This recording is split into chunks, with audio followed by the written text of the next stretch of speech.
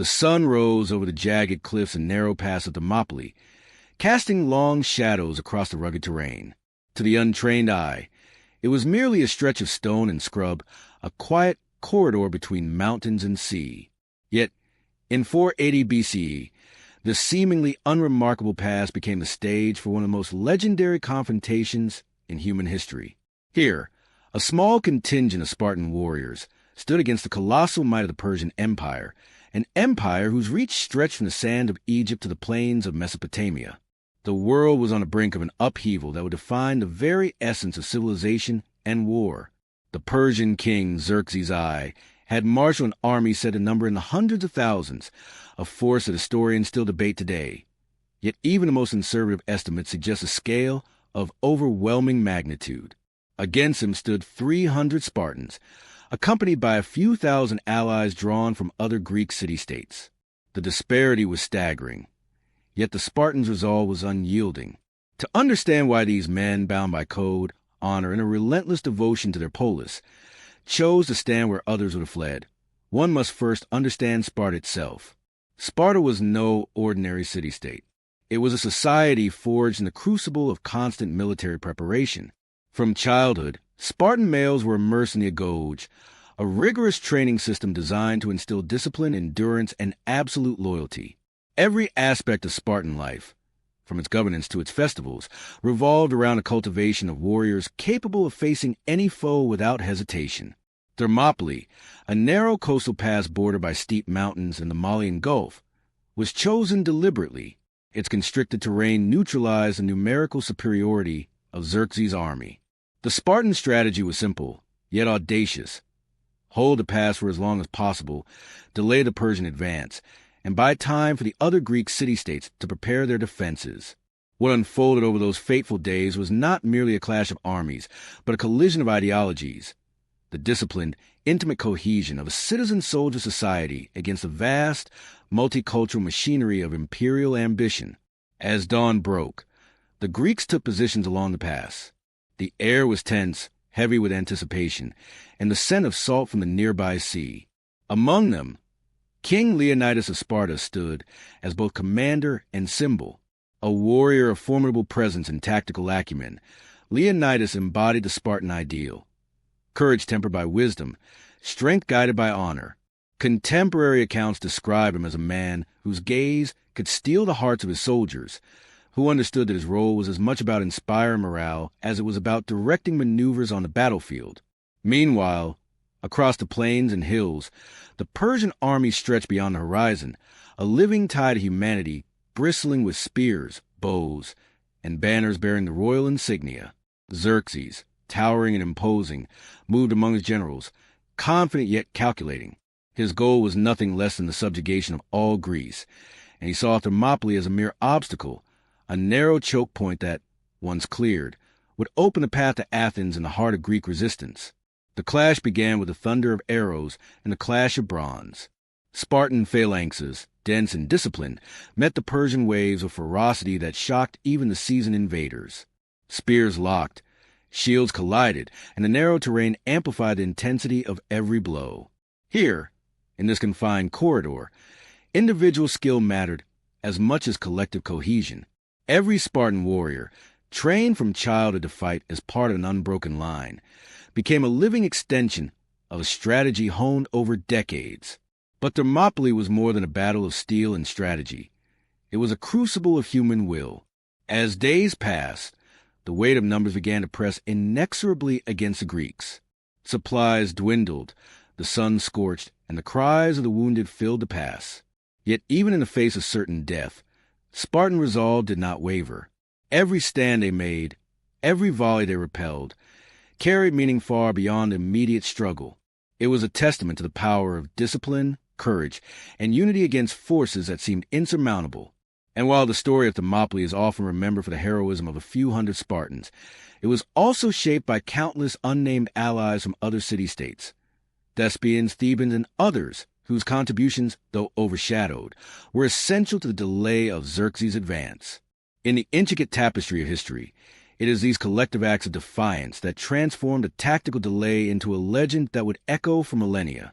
By the second day, The Persians had begun to recognize that brute force alone would not easily pierce the Spartan line.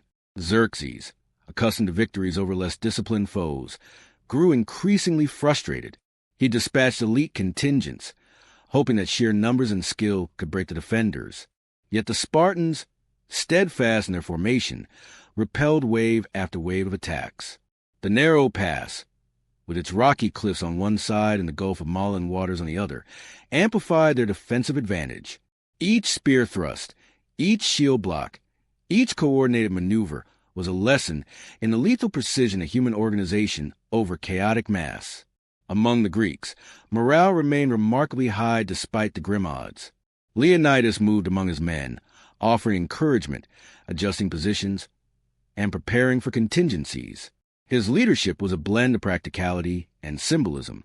Every decision he made reinforced the idea that these men were not merely soldiers but custodians of a culture, guardians of freedom, and embodiments of a legacy that stretched back through centuries of Greek history. They fought not for plunder or personal gain, but for the ideals their city-state represented: autonomy, honor, and the defense of the Hellenic way of life. As the battle raged, the terrain itself became a character in this unfolding drama.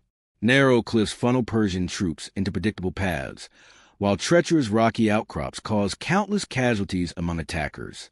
The scorching sun and choking dust added layers of difficulty for both sides, but the Spartans, trained in endurance and acclimated to hardship, exploited every advantage. Each footstep, each spear point, each defensive maneuver was informed not just by instinct, but by decades of rigorous military culture. However, the tide of the battle began to shift due to treachery and the unforgiving geography. A local Greek, Ephialtes of Trachis, revealed a hidden mountain path to the Persians, a route that allowed Xerxes to flank the Spartan position. When news of the impending encirclement reached Leonidas, he faced a grim reality. The narrow pass could no longer contain the Persian hordes. With the strategic purpose of their stand achieved, to delay Xerxes' advance and allow other Greek city-states to prepare defenses, Leonidas made a fateful decision. He ordered the bulk of the allied Greek forces to retreat, while he and a smaller contingent of Spartans, along with a group of Thespians who refused to leave, remained to face certain death. This act was not one of despair, but deliberate, calculated sacrifice. It exemplified the Spartan code, in which courage and duty superseded even survival. By choosing to hold the pass to the last, Leonidas ensured that the Greek coalition would have the time needed to organize and eventually resist the Persian advance in future engagements.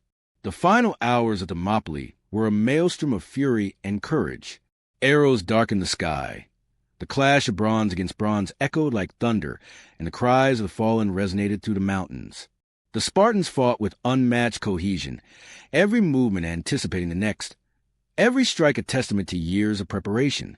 Historical accounts, from Herodotus to later chroniclers, describe how the defenders' resolve was such that even surrounded and outnumbered, they maintained formation and discipline until their last breath. Symbolically, Thermopylae came to represent the power of the few to resist the many, the potency of courage over numbers, and the idea that the will of determined individuals can influence the course of history. Though the Persians ultimately claimed the pass, the narrative of Spartan sacrifice reverberated across Greece. It inspired unity among the city-states and provided a moral framework that transcended mere military calculations. In essence, Thermopylae was a victory not in conventional sense, but in its enduring impact on the psyche of a civilization. Meanwhile, Xerxes' triumph at the pass proved to be Pyrrhic. The delay, though minor in days, had allowed Greek forces to consolidate at strategic locations such as Salamis and Plataea, where they would eventually repel the Persian invasion. Thermopylae thus became the linchpin in a larger narrative of resistance, a reminder that the bravery of few could shape the destiny of many, and that the true measure of society is often tested not in unchallenged dominance, but in the crucible of adversity. In the aftermath of Thermopylae, the stories of individual heroism intertwined with broader historical consequences. Leonidas, whose body was recovered in honor by both allies and enemies, became an enduring symbol of sacrifice. Ancient sources recount how even Xerxes, witnessing the fierce resistance of a handful of men against his massive army, is said to have been struck by admiration tinged with frustration. The Persians had won the ground, but the moral and psychological impact of Spartan resistance was immeasurable. Beyond the battlefield, the Greek world was galvanized. The sacrifice at Thermopylae became a rallying cry, inspiring political alliances and military strategies that would ultimately turn the tide against the Persian advance. Athens, initially vulnerable and unprepared, mobilized its navy under the command of Themistocles. The naval battle of Salamis, fought shortly thereafter, demonstrated the strategic foresight of Greek leadership. The Persians, despite their overwhelming numbers on land, found themselves constrained and ultimately vulnerable in the narrow straits, echoing the lessons of Thermopylae in a maritime theater. To understand the significance of Thermopylae, one must also consider the cultural and social fabric of Sparta. Unlike other Greek city-states, Sparta's identity was inseparable from its military ethos. The Spartan warrior was not merely a soldier, but a living emblem of communal values, a product of society that placed the collective above the individual. This ideological framework allowed the Spartans to face what would have seemed insurmountable odds with unwavering discipline. Their actions at Thermopylae were therefore not a desperate gamble, but a calculated affirmation of societal principles. The geography of the battlefield itself amplified the Spartans' effectiveness. Thermopylae's narrow pass prevented the Persian forces from fully deploying their superior numbers, creating a natural bottleneck. The rugged terrain, combined with carefully placed defensive positions, allowed the smaller Greek force to maximize its impact. Each advance and retreat was measured, each formation deliberate. In this way, Thermopylae was as much a battle of strategy and intellect as it was of brute strength. Meanwhile, the Persian army faced logistical challenges of its own, moving vast numbers of men across difficult terrain, ensuring supplies for thousands of troops, and maintaining command and control across such an enormous force presented unprecedented difficulties. These factors, often overshadowed in popular retellings, contribute to the prolonged nature of the conflict and underscore the limitations even of a seemingly unstoppable empire. The psychological dimension of the battle was equally profound. Spartan soldiers, trained from childhood to accept death as an inevitable aspect of duty, displayed a composure that unnerved their opponents. Contemporary accounts describe the eerie calm of the Spartan line, the unbroken shields, the synchronized thrusts of spears. For the Persian soldiers facing such a disciplined and resolute enemy, so few in number, yet so effective, was a disorienting experience. In this sense, Thermopylae was not merely a physical confrontation, but a clash of wills, of cultural paradigms, and a human endurance under extreme conditions. Thermopylae also left an enduring imprint on collective memory, shaping how societies would view heroism, sacrifice, and resistance. In subsequent centuries, the battle was immortalized in poetry, art, and historical narratives. Its influence extended far beyond Greece, becoming a universal symbol of courage against overwhelming odds. Scholars have debated the precise details of troop numbers, strategies, and timelines, yet the essential story, the confrontation of a small, disciplined force against a massive empire, remains consistent across sources. Finally, Thermopylae illustrates the interconnectedness of history. The actions of a few hundred men on a narrow coastal pass had ramifications that extended across the Hellenic world, influencing political decisions, military campaigns, and cultural identity.